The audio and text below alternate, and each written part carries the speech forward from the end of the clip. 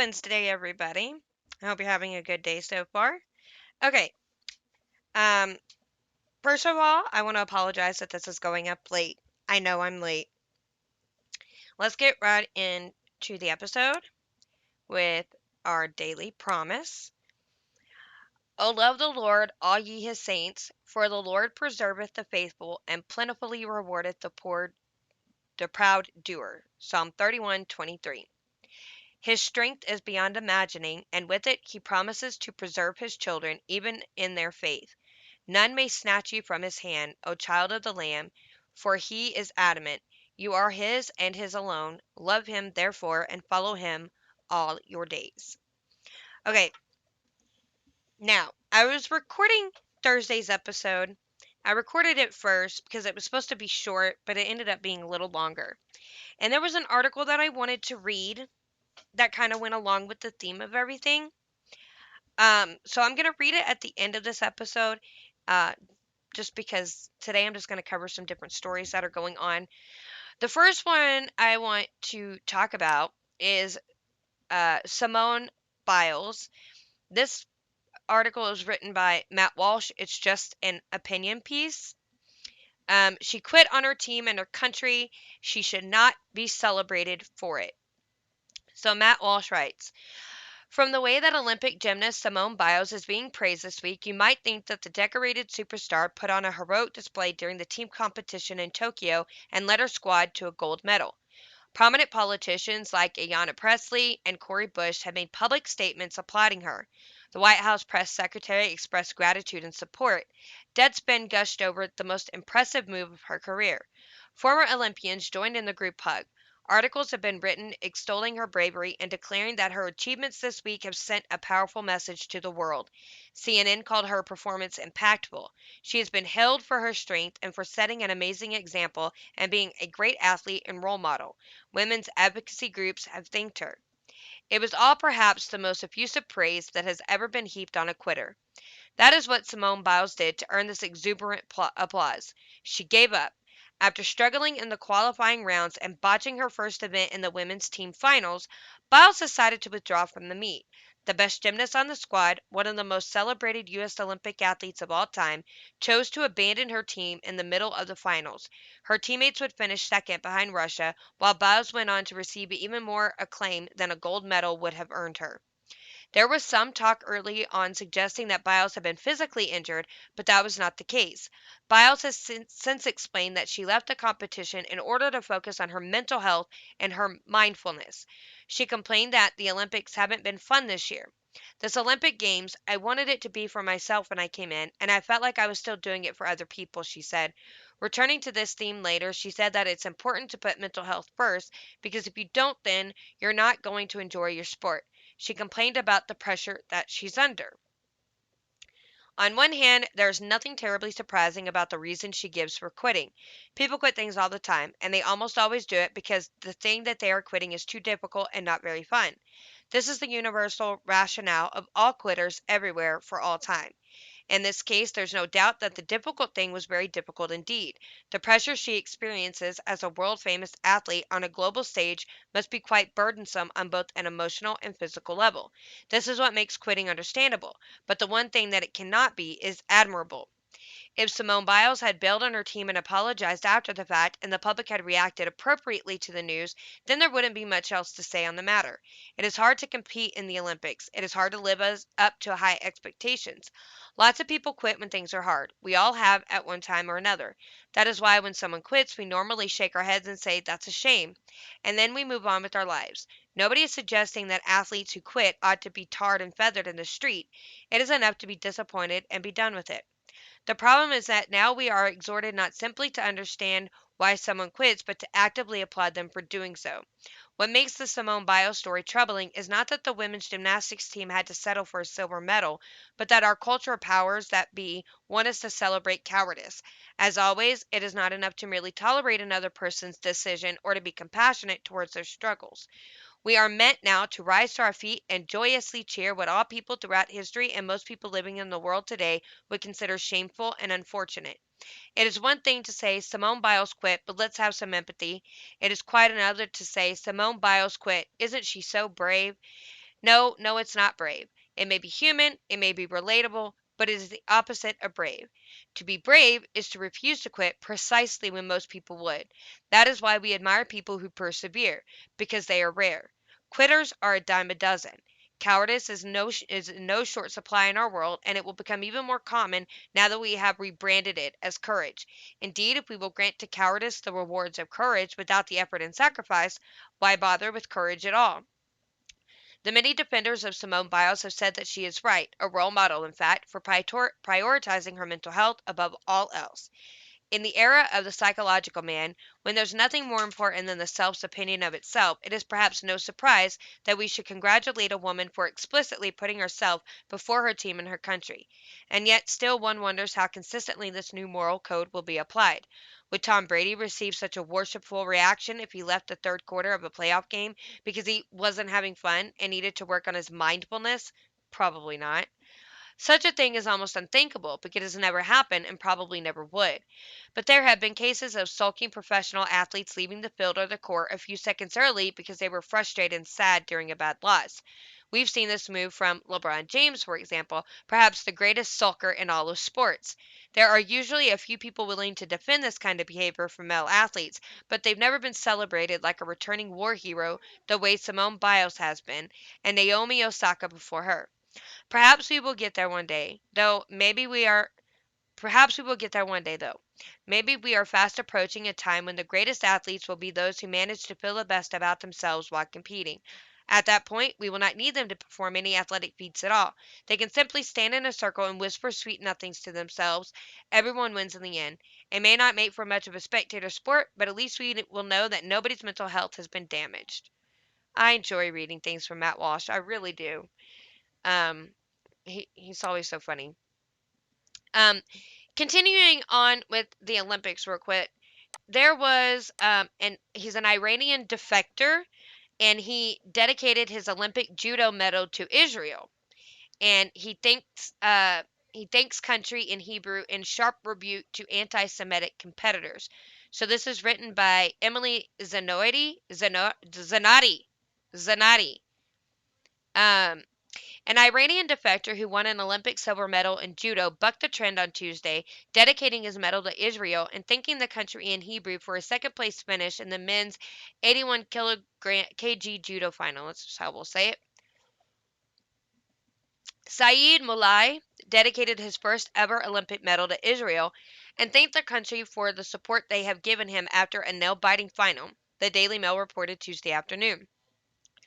The judo world champion, who trained in Israel with their national judo team in the months before the Tokyo 2020 Olympics, thanked the country in Hebrew as he dedicated his first ever Olympic medal to Israel. Thank you to Israel for the good energy, Malai reportedly told the Israeli sports channel after losing the final match to a Japanese athlete. This medal is dedicated also to Israel. Malai now competes for Mongolia after defecting to Germany during the 2019 Judo World Championships. He left the Iranian team despite being one of the team's up-and-coming stars after Iran's minister demanded that he withdraw from a judo match rather than spar with an Israeli athlete, something at least two competitors have done this Olympics alone. The Israeli competitor he was ordered not to touch. Sagmuki also competed in Tokyo but was eliminated early on after losing to a competitor from Austria.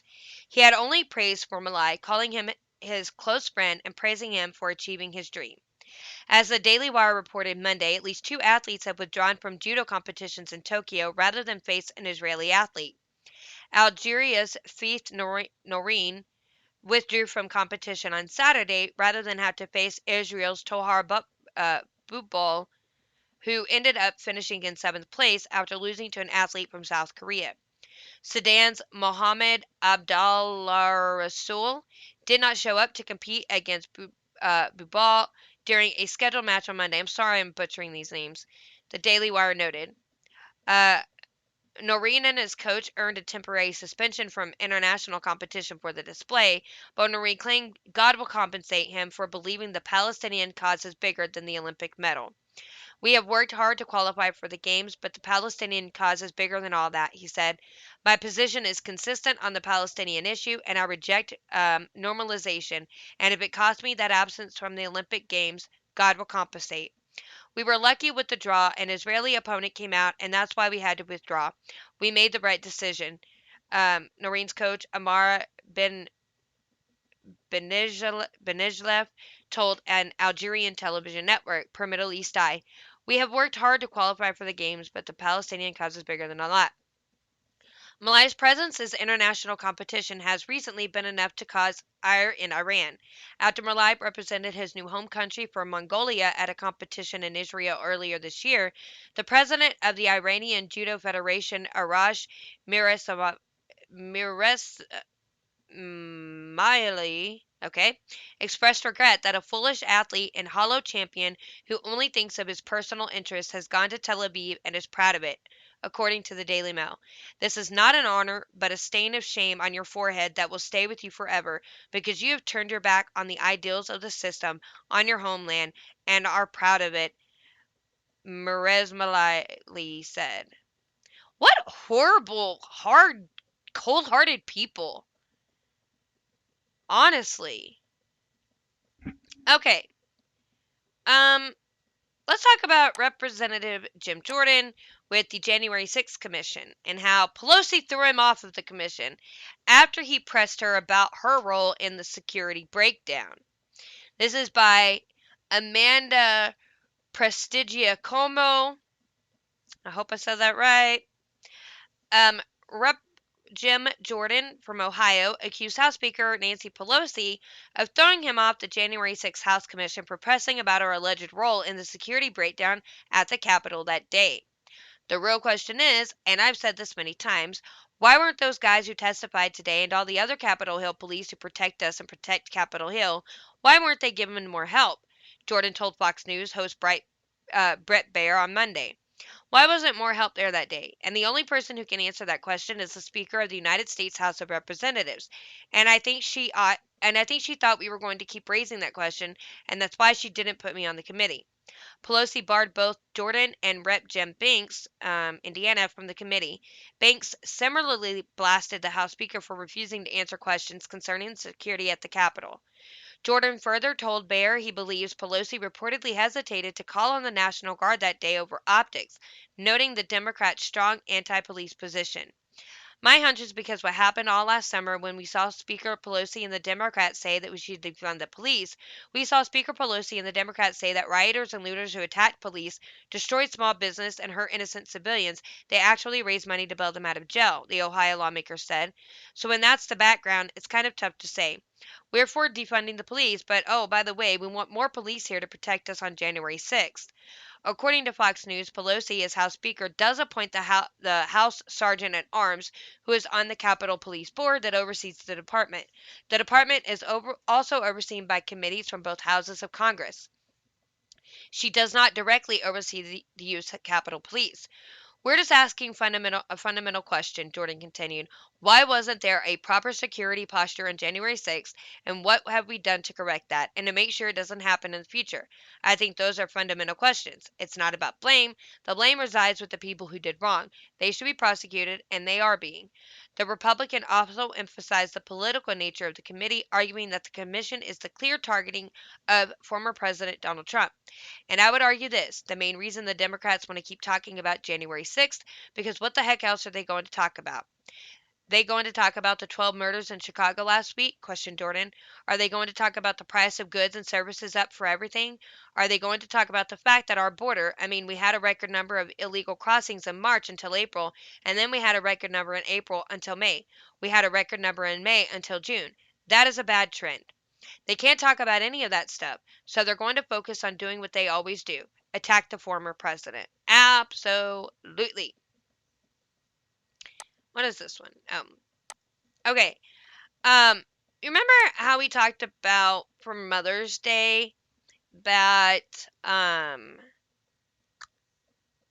women was no longer a thing. It was going to be like birthing people, like for Mother's Day, right?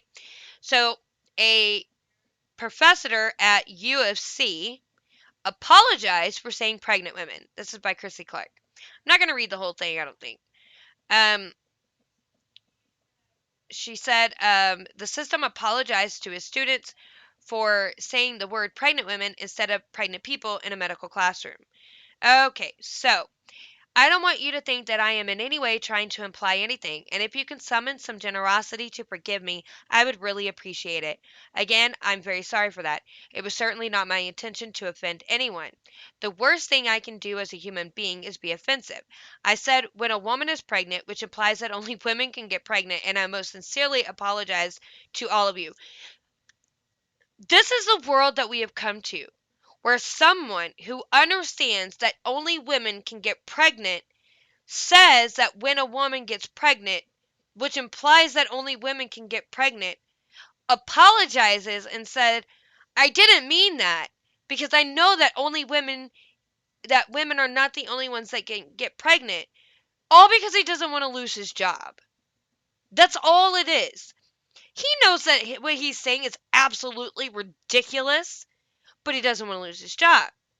So when I said pregnant woman, I am implying that only women can get pregnant. Well, duh. So since no one else is brave enough to say it, I'm going to say it. Only women can get pregnant.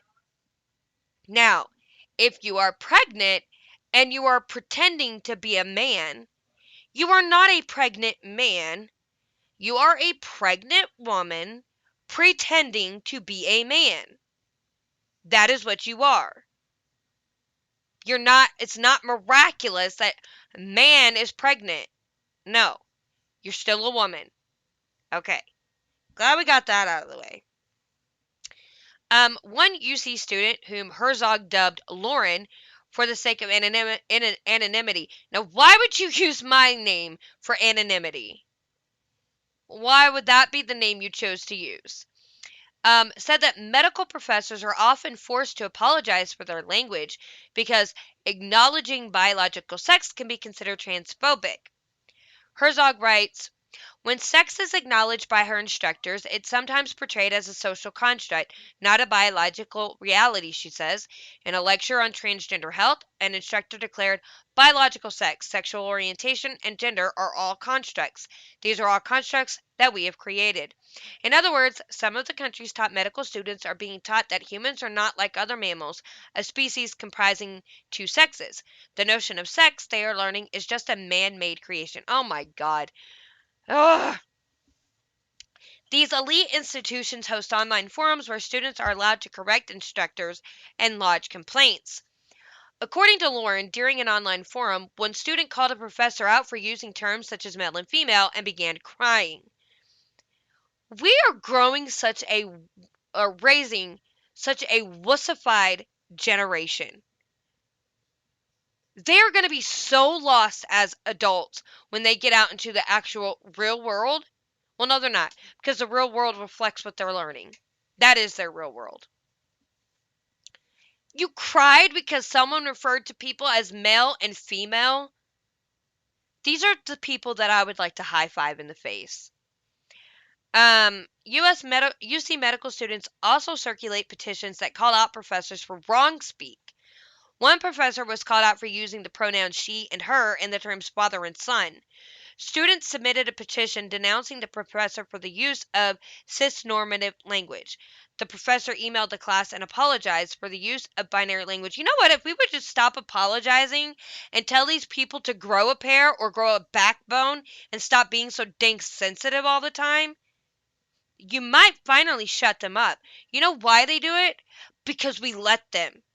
They call us out for ridiculous things, for hurting their feelings, for speaking science facts, and they call them out for it and they're crying, and you go along with it and apologize to make sure their feelings aren't hurt and that their mental health isn't damaged.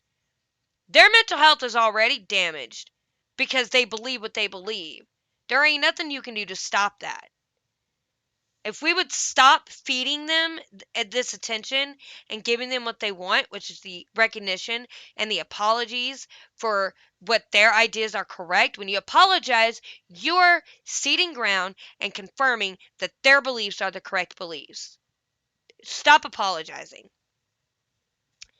This hypersensitivity is undermining medical training, and many of these students are likely not even aware that their education is being informed by ideology.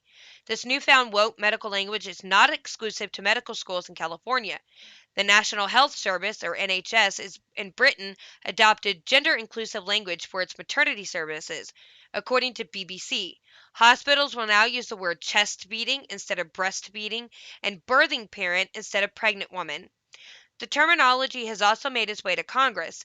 In May, Rep. Cori Bush of Missouri referred to women as birthing people during a hearing for the Committee on Oversight and Reform. Yep, I remember that. This is nuts. Absolutely nuts. And I'm so sick of it. We gotta stop. Okay.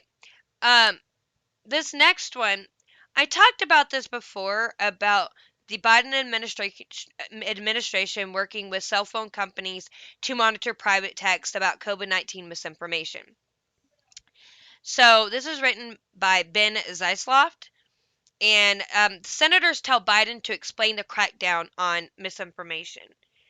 So it says members of the Senate warn President Biden that his policy of coordinating with social media companies to flag misinformation violates Americans' First Amendment rights.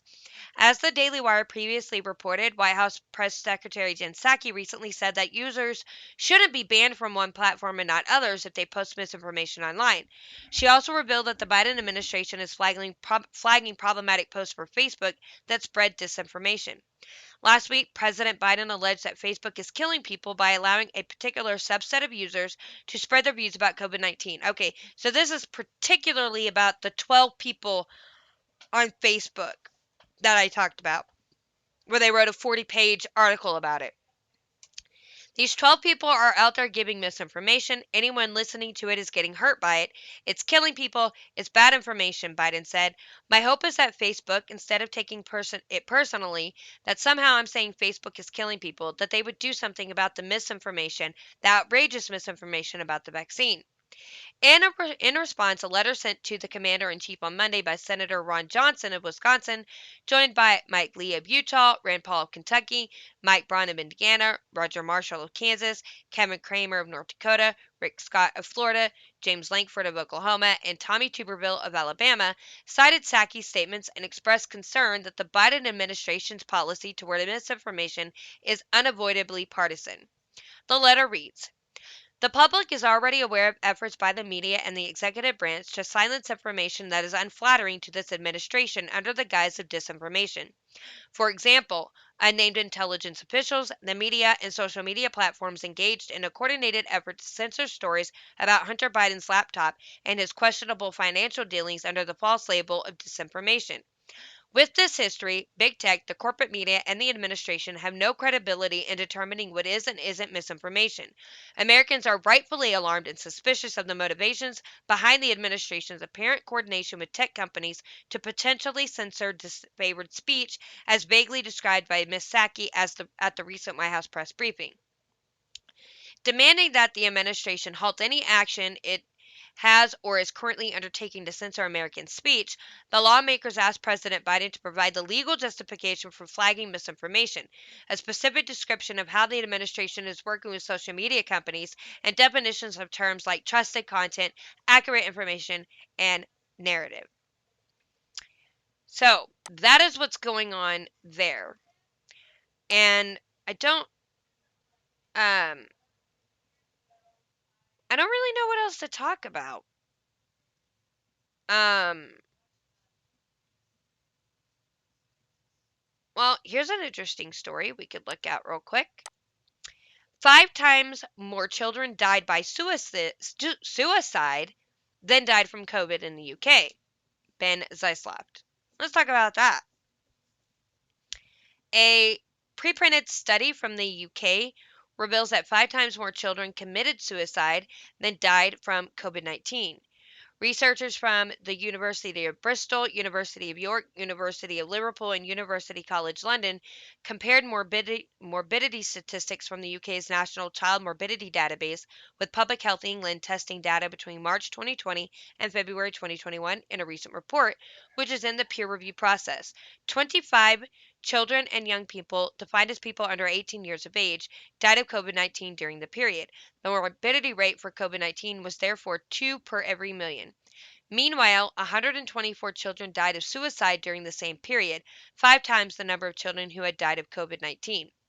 The current UK advice on those defined as clinically extremely vulnerable was initially extrapolated from adult risk and it remains very cautious. 22 even taking into consideration the effect of shielding as both adults and CYP shielded at times during this period, the risk of serious outcomes from SARS-CoV-2 for under 18s remains extremely low. The risk of removal of CYP from their normal activities across education and social events may prove a greater risk than that of SARS-CoV-2 itself. Um, these findings are important for guiding policy and vaccination strategies amongst CYP and on guiding families and schools on protection of those at higher clinical risk.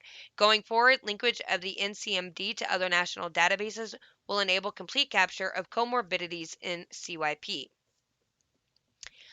During 2020, the proportion of mental health related emergency department visits among adolescents aged 12 to 17 years increased 31% compared with that during 2019. In May 2020, during the COVID 19 pandemic, ED visits for suspected suicide attempts began to increase among adolescents aged 12 to 17 years, especially girls. During February 21st to March 20th, 2021, suspected suicide attempt ED visits were 50.6% higher among girls aged 12 to 17 years than during the same period in 2019. Among boys aged 12 to 17 years, suspected suicide attempt ED visits increased 3.7%. Learning outcomes for students have also been drastically affected by school shutdowns. Fox Baltimore's Project Baltimore, which examines the unique challenges that confront the Baltimore area's public school systems, recently found that nearly half of students in city schools earned grade point averages below 1.0. The National Suicide Prevention Lifeline can be reached at via 800-273-8255. 800-273-8255. I thought I would include that in there for sure. Um,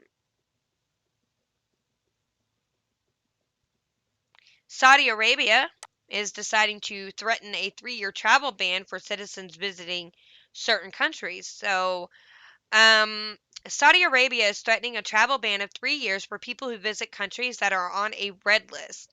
This is by Charlotte Pensbond. It cited an unmanned Interior Ministry official as saying some Saudi citizens who in May were allowed to travel abroad without prior permission from authorities for the first time since March 2020 had violated travel regulations. Anyone who is proven to be involved will be subject to legal accountability and heavy penalties upon their return and will be banned from travel for 3 years. The kingdom has reportedly prohibited travel to transit at a number of countries, including Afghanistan, Argentina, Brazil, Egypt, Ethiopia, India, Indonesia, Lebanon, Pakistan, South Africa, Turkey, Vietnam, and the United Arab Emirates, per the outlet. The Ministry of Interior stresses that citizens are still banned from traveling directly or via another country to these states or any other that is yet to control the pandemic or where the new strains have spread. Okay, so it's all to do with COVID. God, that's ridiculous. I'm not even going to finish reading that. Um, so there was a gymnast. Now, I think I remember last week maybe I talked about the fact that they said that athletes cannot be um, activists um, because when they're like when they're engaging in their sport, they can't do like activist things, but they can be activists on their own time. So this gymnast incorporated a Black Lives Matter protest in her floor routine. This is by Amanda Prestigiacomo. Um, Costa Rican gymnast Luciana Alvarado took a knee and raised a clenched black power fist at the end of her floor routine, paying tribute to leftist anti-police activist group Black Lives Matter while skirting the International Olympic Committee protest rules. Alvarado, the first gymnast of Costa Rica to qualify for the Olympics, confirmed to the Associated Press that she was honoring the BLM moment. Because we're all the same, the 18-year-old gymnast said, we're all beautiful and amazing. According to NBC, Alvarado further explained on the Gymcastic podcast the significance of the protest. Alvarado said that she felt that if she did something that brings everyone together, it adds to the importance of treating everyone with dignity and respect and recognizing everyone has the same rights.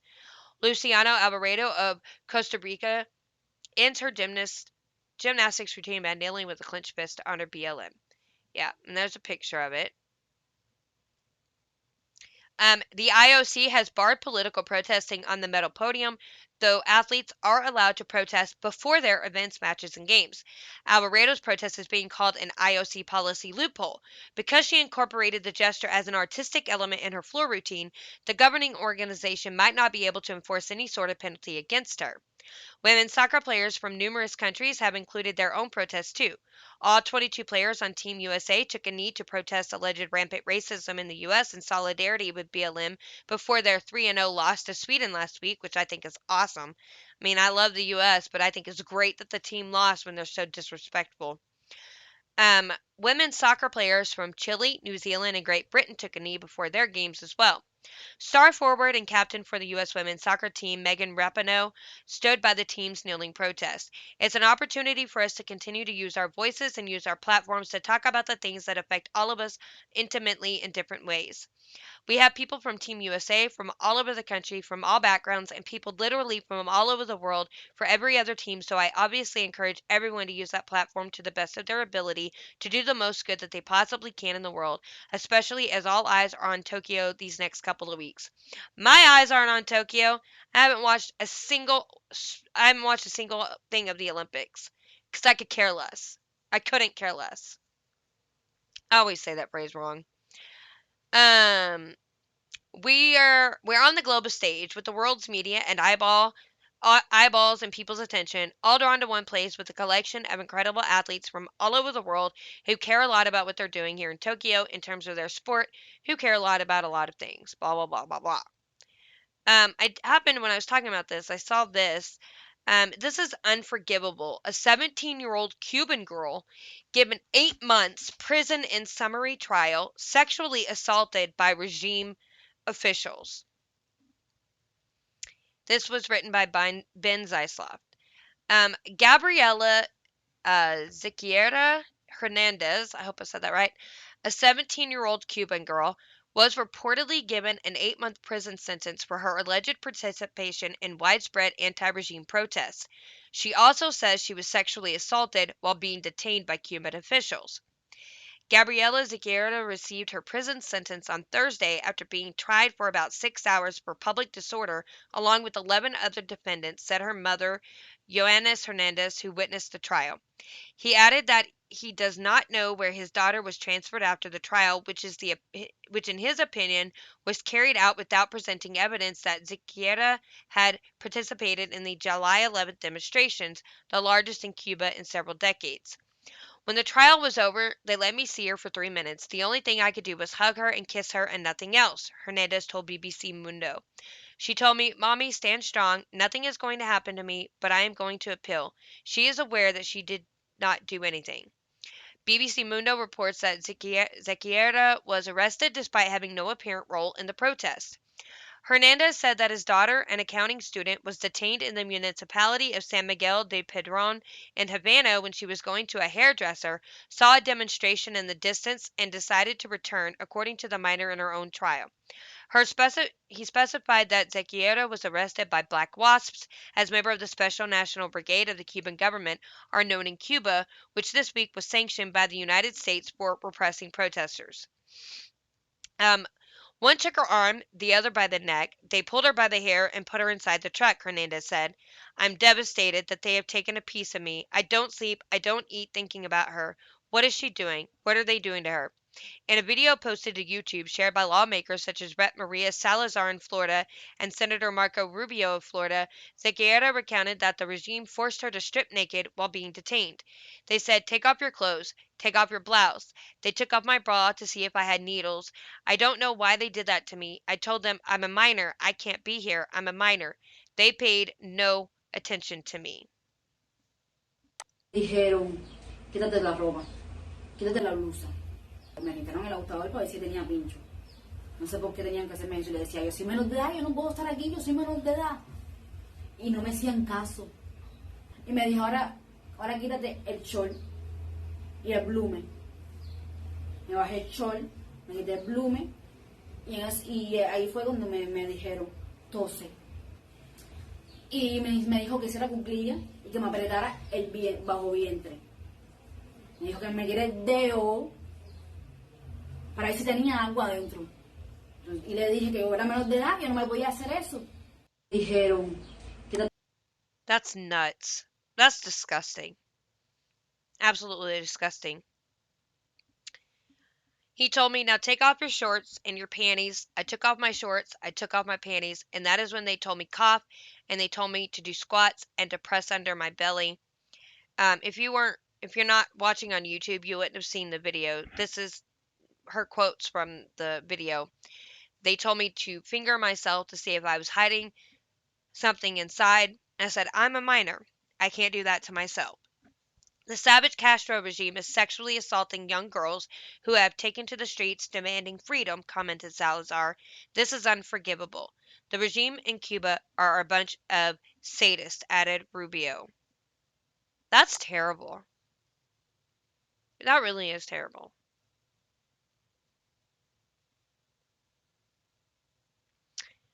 Oh, so we know that Larry Elder finally got put on the ballot to run for California governor.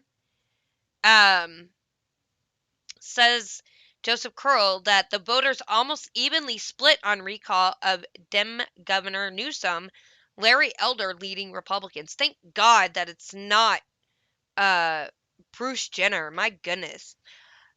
Democratic Governor Gavin Newsom of California is in the fight for his political life. Opponents of the governor, who made several major missteps as he locked down the entire state during the early days of the COVID-19 pandemic, blah, blah, blah. Californians who say they expect to vote in the September recall election are almost evenly divided over whether to remove Governor Gavin Newsom from office, evidence of how pivotal voter turnout will be in deciding the governor's political fate, according to a new UC Berkeley Institute of Governmental Studies poll co-sponsored by the Los Angeles Times. The findings dispel the notion that California's solid Democratic voter majority will provide an impenetrable shield for Newsom and reveal a vulnerability created by a recall effort that has energized Republicans and been met with indifference by many Democrats and independent voters. The poll found that 47% of likely voters in the state support removing Newsom from office, while 50% oppose the move, a difference just shy of the survey's margin of error. Conservative talk radio host Larry Elder is the top Republican in the race to replace Newsom in the September 14th special election. Organizers of the recall petition to oust Newsom topped the 1.5 million signatures they needed to force the vote.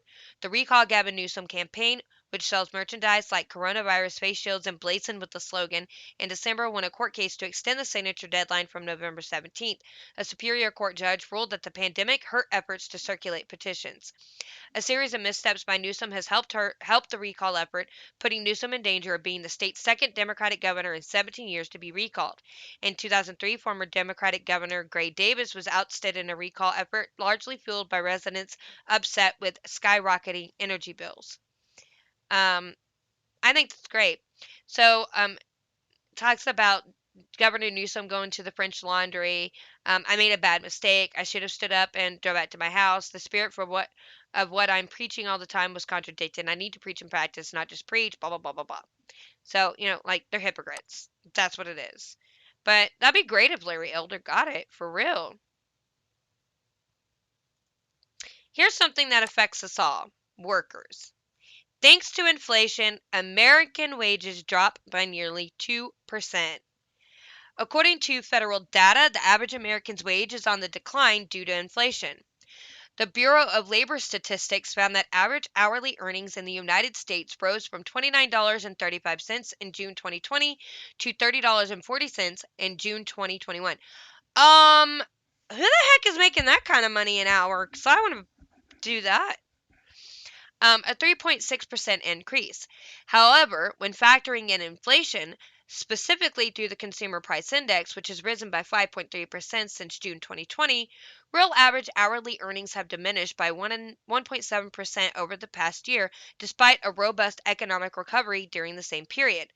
For an American earning $50,000 per year, the agency's findings imply the equivalent of an $850 cut in yearly wages. The decline in real wages has been worsening for most of 2021. As of December, real average hourly earnings had risen year over year by 4.2%. In January, February, March, April, and May, the year over year rates declined to 3.8%, 3.4%, 1.6%, 1.7% and 2.6% respectively, before improving to negative 1.7% and negative 2.6% respectively, before improving to negative 1.7% in June. I didn't see the negative. Between January and June, the year-over-year inflation rate nearly quadrupled from 1.4% to 5.3%. As Moody's Investor Service Vice President William Foster explained to CNBC, inflation is a tax. That's the best way to think about it. Inflation, the erosion of a currency's purchasing power over time, is particularly noticeable for members of the working class who hold a greater percentage of their assets in the form of cash rather than land, securities, and other investments that are largely immune to the effects of rising price levels. During a speech last week, Biden brushed off growing concerns about inflation. We also know that as our economy has come roaring back, we've seen some price increases. Some folks have raised worries about this could be a sign of persistent inflation, but that's not our view. Our experts believe, and the data shows, that most of the price increases we've seen were expected and expected to be temporary. Now, I want to be clear, my administration understands that if we were to ever experience unchecked inflation over the long term, that would pose real challenges to our economy. So while we're confident that that isn't what we are seeing today, we're going to remain vigilant about any response that is needed. Despite rising levels of inflation, the Federal Reserve has declined to increase its near zero interest rate target or taper its $120 billion monthly asset purchases, both of which increase the supply of the dollar in the American economy. I've noticed a drop in mine. My money doesn't go nearly as far as it was when Trump was in office.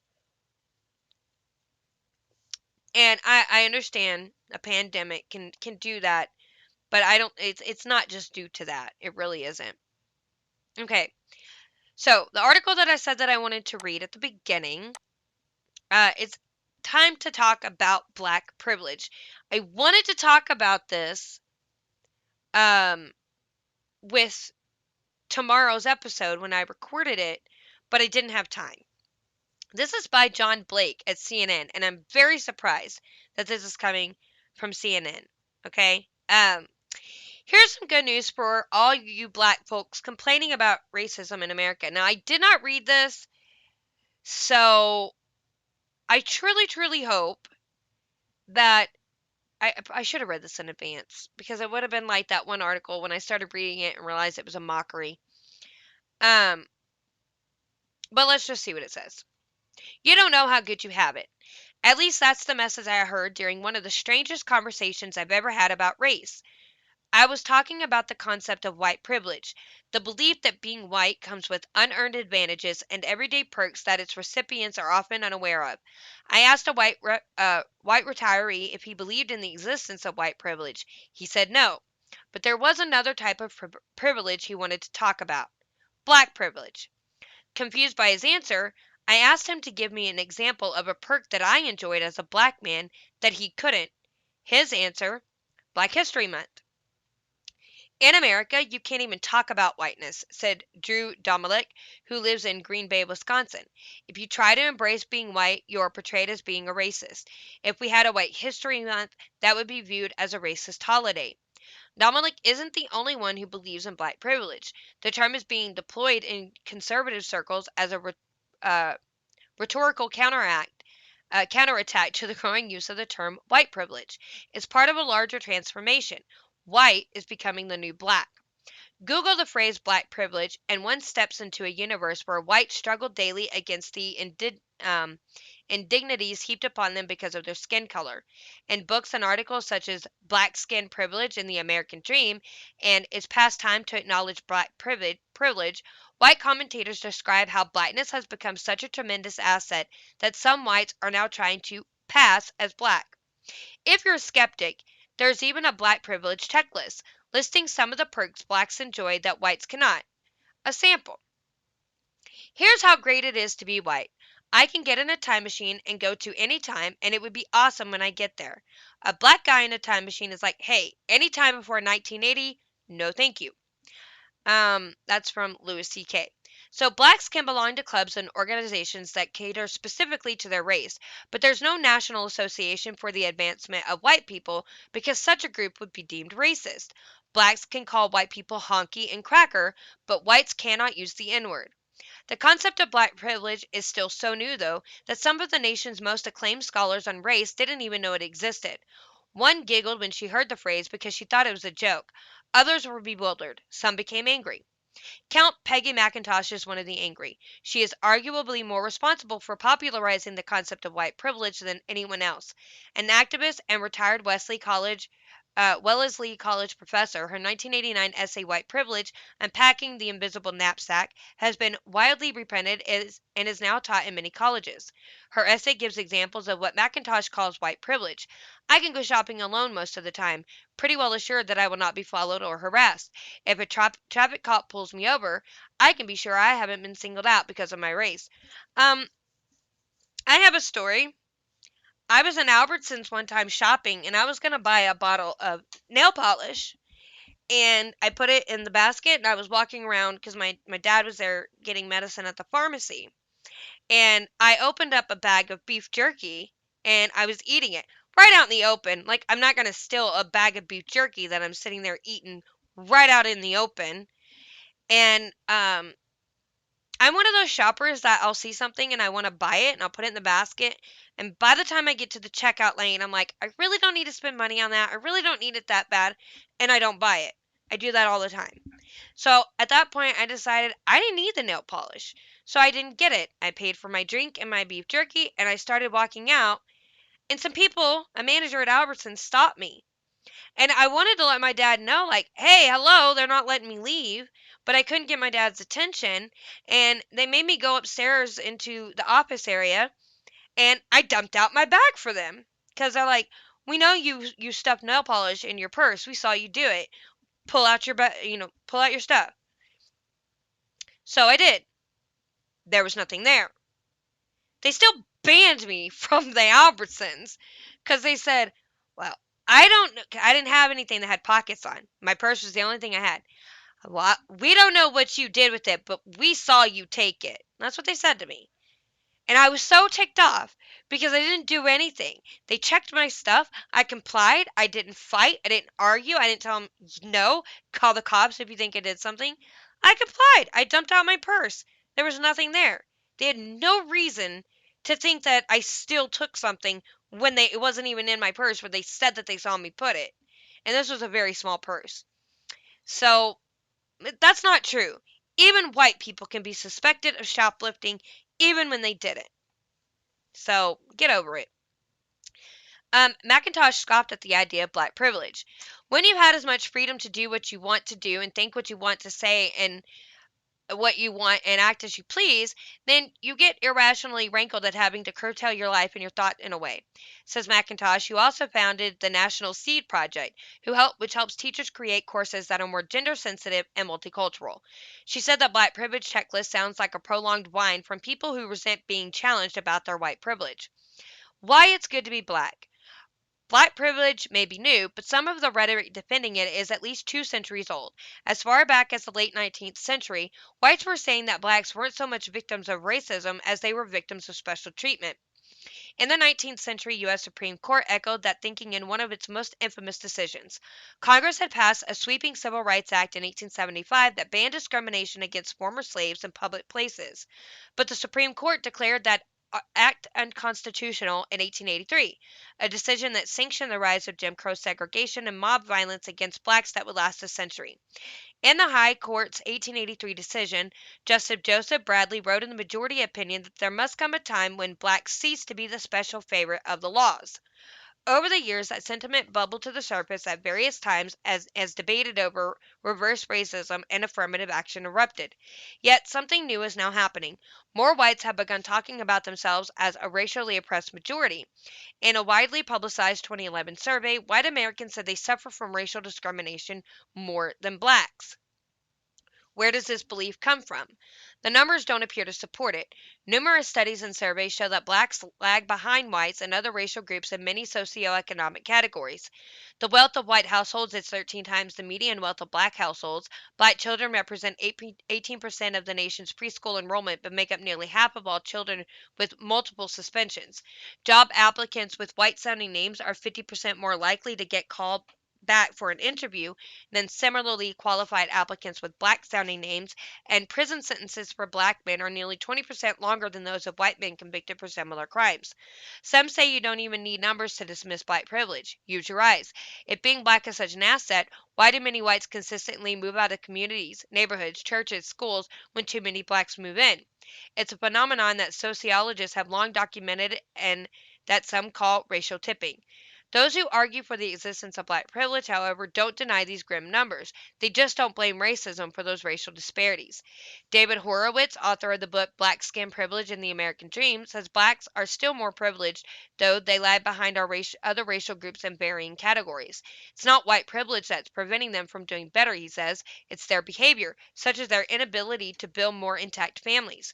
The fact that white people are better off is not a privilege, it's earned, says Horowitz, founder of the David Horowitz Freedom Center, a think tank in Los Angeles created to combat the efforts of the radical left and its Islamist allies to destroy American values. Not all racial disparities are inherently racist, he says. If racial disparities prove discrimination, then the National Basketball Association is racist, Horowitz says. Probably 90% of its players are black. Black privilege is so pervasive that it's hard to miss, he says. College professors practicing affirmative grading hold black students to lower standards than others. Corporations offer programs and internships to black workers, but not to whites. Black privilege even extends to the White House, he says. Barack Obama was an inexperienced presidential candidate who was elected because Americans wanted to experience a post-racial sugar high, he says. He wouldn't be elected he he wouldn't be elected dog catcher if he wasn't black, Horowitz says of Obama. Some who invoke black privilege also make another argument who says all unearned advantages are wrong. In fact, some are unavoidable, says Benjamin Shapiro, a political commentator and author of an essay titled Why White People Seek Black Privilege. Birth to a two-parent family is an unearned advantage. Birth into wealth is an unearned advantage. Being born smart or tall or athletic is an unearned advantage, Shapiro says, but being born white in a rural backwater in West Virginia is not an advantage over being born the son of Colin Powell.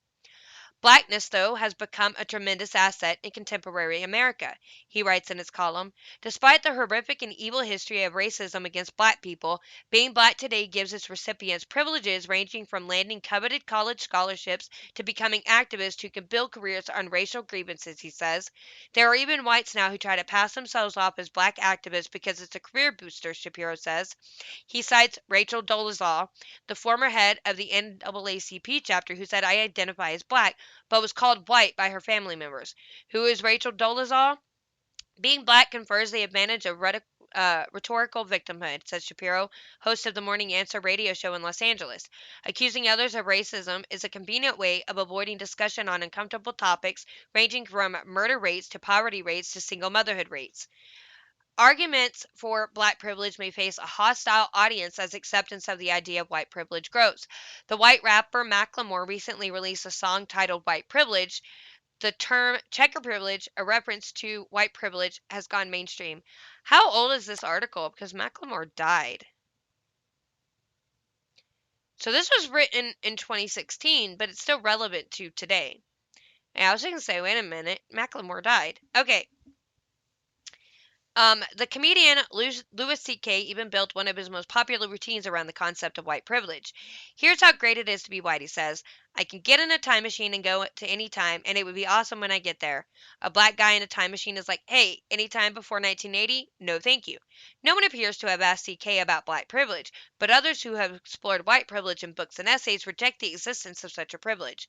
Some suggest that people who believe in black privilege still do not understand what white privilege is all about. By the way, this is a picture of Rachel Dolezal, who pretends to be black. She's actually white. She just tans to look darker. Consider a popular argument against white privilege. She actually has come out and admitted that she's white. I grew up poor and nobody gave me anything. How can you say I'm privileged? That argument is why Deborah Foster wrote an essay titled A Guide to White Privilege for White People Who Think They've Never Had Any. Foster says she grew up in an impoverished white family in Iowa where her parents were so poor she was placed in foster care as a child because they couldn't afford to feed her. Still, Foster says she experienced white privilege. She says she only knew that because she happened to live around poor black people. She still had advantages that they did not, she says. Her black friends would get accused of stealing from stores. She wouldn't. Even even though she was with them. They would be suspended for missing too many classes or being late. She was placed in a gifted program, even though she had also had attendance problems. They were called lazy blacks behind their backs if they missed work at a fast food restaurant. Her behavior was never seen as a reflection on her race. Or they just never said anything in front of you because they do it behind their backs. We swim in white supremacy, which makes it harder to point out unless you start looking for it, she says. Then there is affirmative action. Don't blacks get plenty of perks from affirmative action programs? That's a privilege that whites don't enjoy. Also, Asians don't enjoy. Only if you ignore much of U.S. history, some say. Whites have been the biggest affirmative action beneficiaries in U.S. history.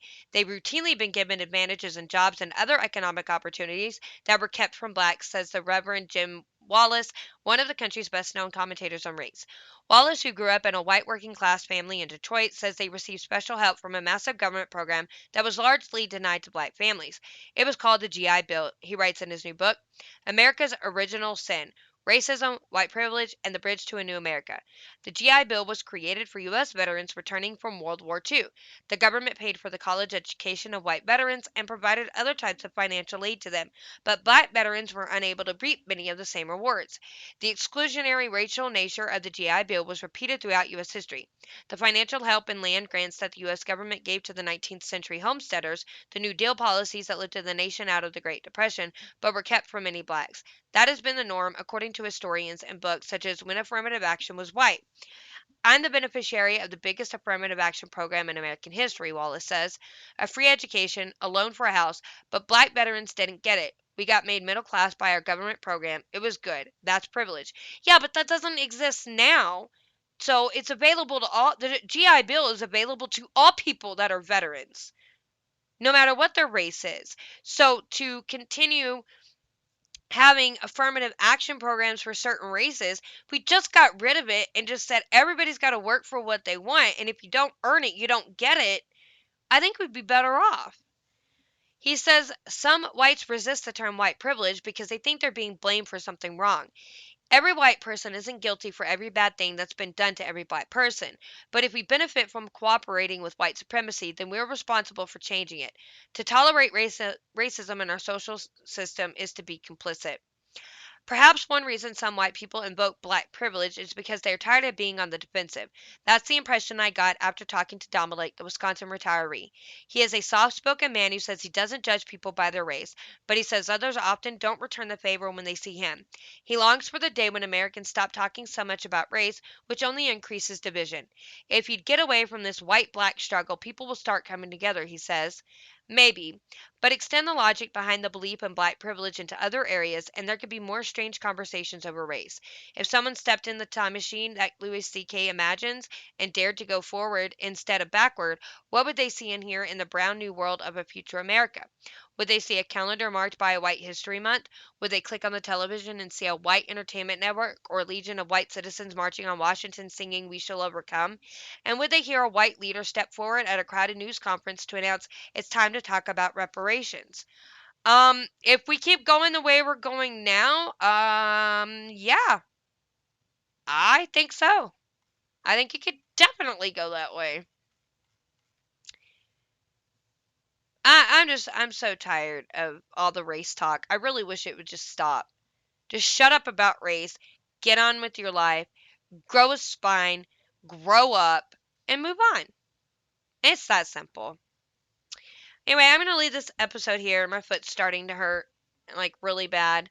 And I'm sorry this episode wasn't really, like, planned out or done very well. My foot hurts so, so bad. And my mind is just, like, I can't concentrate when my foot is hurting. So, anyway, thank you for joining me today. Join my Facebook, Lauren Collins. I just got to say something. You can email me, gotta say something 21 at gmail.com. Please join my subreddit r/ just gotta say something. And please go leave me a rating on my podcast through Anchor, Google Podcasts, Pandora, Stitcher. That'd be great. Spotify. And if you're on YouTube, please like and share the video. Leave me a comment and I will get back to you. And please subscribe to the channel and hit the notification bell so you know when I upload videos, which is Monday through Thursday. Anyway, hope you have a good rest of your day. Thank you for being here. And please keep praying for my foot. It still hurts. Have a good day. God bless.